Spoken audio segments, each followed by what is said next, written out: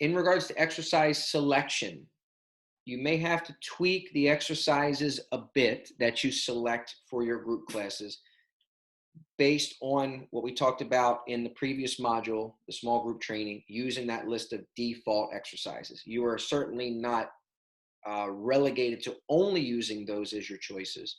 But for the most part, you want to use those grab and go exercises that most people can utilize with little coaching, and stay away from the exercises that you tend to have to really coach the heck out of, or you're going to have a lot of people that have a tendency not to be able to do, right?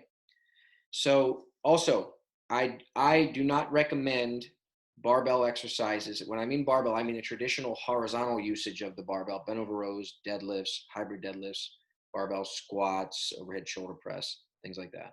I do not recommend using those for group training purposes. I mentioned this in the other module, but just as a quick reminder, because of the logistical reasons. The barbell takes up so much dang space. It's easier for people to bump into. Now, if you have a huge facility, good for you, because you got a big budget at that point, then this is not as much of an issue with the space.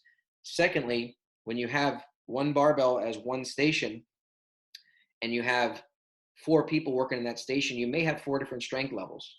So now you got to keep switching plates on and off, and that takes up time. It's more opportunity for people to drop a weight on their foot. You know, the number one, this is based on ER statistics, the number one reason from exercise that people go to the emergency room: dropping weights on their feet.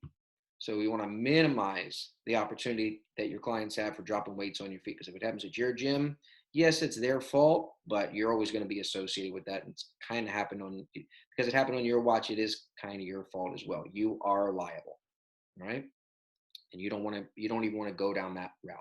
So there's some very good reasons. I'm not just against barbells to be different, or, to make any sort of training statement. Barbells are an amazing tool, but logistically they're a nightmare, especially when you've got not that big of a facility and many people of different training levels all training at the same time. It just doesn't work out time-wise and space-wise.